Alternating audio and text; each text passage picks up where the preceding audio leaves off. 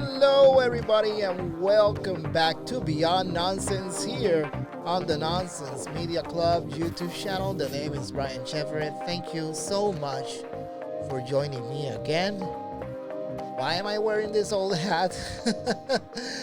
Well, I had a bit of an incident. I was exposed to the song a little too long, and it's showing. So yeah, I wasn't looking well in the camera, so I decided to wear this old thing, which I haven't worn in years. I was thinking of going to an event this weekend, like and dress up, but I don't think that was gonna be a good idea anyway. So yeah, I believe Mickey 17 came out to theaters this week, and there's a movie coming out next week that I'm gonna talk about today. But yeah, I'm gonna catch up onto those soon enough.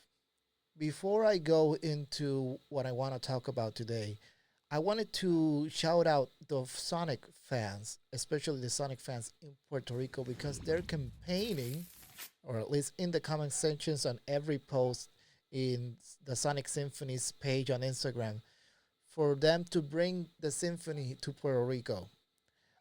I myself was included. I commented myself that I wanted to see the symphony to come to Puerto Rico, and I believe that's a good idea. The Sonic fan base in Puerto Rico is strong. I witnessed it twice in the Sonic 3 movie. I saw that movie twice. I've seen all the Sonic movies twice in theaters. The Sonic music from the games have been part of my daily soundtrack ever since I was a kid. And every time I see on TikTok fans enjoying the music live in a concert environment, I'm just jealous of all of them that they were able to go. But seeing that a lot of fans here in Puerto Rico are making their voices heard, it makes me so happy. So, yes, this channel is very small, and I doubt that the producers behind this series of concerts are gonna watch this thing. But this is me throwing my shot. Please do consider coming to Puerto Rico. It is a world tour after all, so I think Puerto Rico deserves at least one or two concerts for all the Sonic fans here. Please, I want to listen to Live and Learn live. I want to listen to Escape from the City live. I'd love to witness that beautiful catalog of music live. And not all of us have the budget for a ticket outside the States. So please, people behind the Sonic Symphony, please do consider us. Please do consider bringing it to Puerto Rico. And finger crossed you do. Fingers crossed. So, yeah. Anyways, let's go into the show today and let's talk about Oswald the Lucky Rabbit. He's going to Disney Plus in a brand new animated slash live action hybrid show with Jon Favreau set to write and produce. Jon Favreau, known for Iron Man and The Mandalorian. And it's I'm a little perplexed by this news because not too long ago I heard that Disney was axing a lot of their of their teams behind long developments for Disney Plus, and sadly, one of the casualties was the Tiana Disney Plus series, which sucks. It sucks. So I was surprised to see that they're going forward with this project. I mean, they have a great guy with Jon Favreau involved. Uh, Oswald the Lucky Rabbit is a fantastic character, and it deserves its chance to shine. So I'm looking forward to this one. Will it hit Disney Plus? Who knows? So we'll just have to wait and see on this one.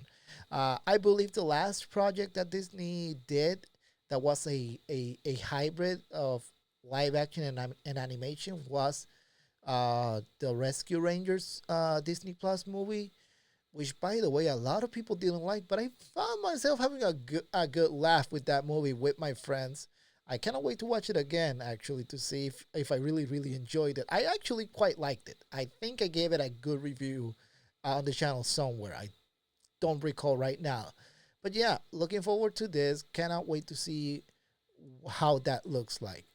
Anyways, let's go into something that hit the internet off the sudden. I saw it on X during my shift at work, and that's the trailer to the canceled CW Powerpuff Girls series. I remember when it was announced that it was in production. I remember when they announced the cast, And I remember that I was surprised at the cancellation of it. They were producing this thing for a while, and they hit so many hiccups throughout the production, and they just decided to pull the plug on it. And I think it's safe to say we dodged the bullet with this one. Guys, I love Chloe Bennett. I know a lot of people didn't watch Agents of Shield. I was one of the few that did until right after the Inhuman storyline, and I liked Chloe Bennett in that show. And I was thrilled to see her in this thing. I believe she's on a Hulu show that I haven't quite catch because I've been so busy covering up the Oscars. Uh, but yeah, the one thing that troubles me the most when it comes to productions like this, and you can clearly see it in this trailer, is the fact that there is no love around this project at all. They just adapted this for the sake of adapting a popular IP to their network. It clearly shows no signs of passion anywhere in that trailer, and it really doesn't embody the spirit of the animated original series. So, and I think that's what's wrong with a lot of adaptations nowadays. People often forget what made these franchises the franchises that they are today. The few that do get that message, at least the Sonic movie franchise gets it, and to an extent, the Netflix One Piece live action series gets it. They respect the franchise. There's clearly love involved in the making of those productions, and that was what was lacking in this thing. Beyond the terrible writing as well, again, I feel so sorry for the cast involved because I bet they were gonna be good, but I'm just glad, and I'm not usually on the negative side, mind you, but I think I'm glad this we clearly dodged a bullet on this one. This would have made harm to the Powerpuff franchise. I There's a market for them, but if there is no love involved in this franchise to make something of this caliber, I don't think it will be wise to move forward. So yeah, just no bueno all around. Before I started recording this podcast, I heard the news that Papa Isidu was cast as Severus Snape for the Harry Potter HBO series. And I believe the internet is taking it very well. I have to be very honest with you guys. I'm not a big lover for the Harry Potter franchise. There's no love for me to that franchise. I enjoy the movies. I enjoy the Fantastic Beasts series of films, but I'm not dying to see the HBO series. But I'm gonna check it out. Of course, I will. Yeah, and they cast John Lithgow as Dumbledore, and that's a win. And I think it's safe to say that the people who are gonna criticize the casting of Papa, yeah. Anyways, the casting of Severus Snape, uh, they're not gonna look for his body of work. I only saw a glimpse of his Hamlet performance, and clearly the guy has the acting chops. So yeah, when it comes to his acting ability, he's got it. But people are not gonna look for that. Sadly, that's the world we live in. That's the world we have to deal with. So yeah, my I am no one to advise him, but my advice is just to move forward with it and make the role yours. It's gonna be so hard to fill the hole that Alan Rickman left. You don't have to fill that hole. You don't have to fill those shoes. So just make the role your own and own it. Uh, so yeah, that's all I can say about it. I'm okay with that casting. Cannot wait to see this how this show turns out. I believe J.K. Rowling's involved, so of course, his casting must have had her approval. For those asking, So yeah, cannot wait to see what they do there in HBO. They sure are starting to ramp up production for this thing. I believe we're gonna see it in 2027 at the earliest. So yeah. Before we wrap up the episode, I wanted to put my attention to a movie that's coming out this week, and that is The Day the Earth Blew Up, a Looney Tunes movie. It's coming out next week, and I bet you didn't know that. Sadly, it's not getting the marketing push that a project like this deserves. And I'm putting this as the headline of this episode because throughout my days roaming at Atlantic University, the one thing that I've heard from so many artists that I was able to share a conversation with is the fact that there's not enough 2D animated films in coming out in theaters or like at all.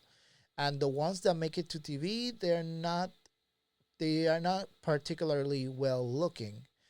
And and I believe when the latest iteration of the Looney Tunes show came to HBO as a Max original, people were praising the fact that how well that show was animated. I saw a couple of episodes, and it clearly embodies the spirit of the Looney Tunes. It looks like a classic Looney Tunes cartoon, just animated today or in modern days, and it looks well.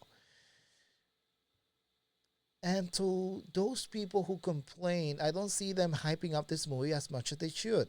I I will not hold it upon them. The team behind the distribution of this movie is not doing a good job marketing this movie. The trailers that I've seen, I had to seek. I've had to seek them because I knew about the existence of this movie for a while, and if it wasn't because I started looking at the schedule for Caribbean Cinemas or looking at Eric Bauser's Instagram page, I wouldn't I wouldn't have known this movie was coming out next week. So maybe it's a small indie production, a small indie distributor that doesn't have the budget to promote this movie as much as they could, as they should. But this is me. Uh, Again, this is a very small platform, so of course it's not going to reach out as many people as I'd like it to.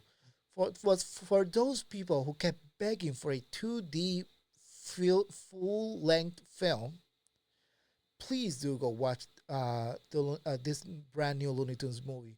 If we want to see great animation back into theaters, well told stories, because I've heard this movie is fantastic. I haven't seen it. I just heard that it's fantastic. For people who are missing these kinds of projects hitting theaters, you have to put put money into this. You have to go watch this movie and watch this movie as many times as you can or as much as you're able to, because I'm not gonna judge you if you're only able to watch it once or twice. No judgments there. But projects like this deserves the support of the many people who complain that there's no such oh, we miss the old days of animation. If you don't support those projects with your money, of course they're not gonna show up. There's a reason why Warner Brothers didn't want to distribute this thing, because they didn't see any enthusiasm for these characters or these type of projects. So how do you prove them wrong? By going to watch this movie. This movie's gonna hit theaters, I believe, nationwide next week. So my advice to animation fans: hype this movie up. Go watch it day one. If you can watch it on day two, watch it on day two as well. I'm gonna try to watch it as many times as I can because I really do love my Looney Tunes. So yeah, this is my calling to animation fans all around. At least those who watch this thing, the two or three people who do. Please do support this movie. I want to see more Looney Tunes on my big screen. I want to see some of the Disney characters, Mickey, Donald, Goofy, on theater. So maybe if this movie does well enough, we might see these types of things again. Who knows? This is just hopeful thinking. Anyway, guys, thank you so much for joining me on this episode. Did you guys have any thoughts on the things that I said in this episode? Let me know in the comment sections down below. Like, share, subscribe, do whatever you want. I'm not the boss of you. And I'll be seeing you guys next time.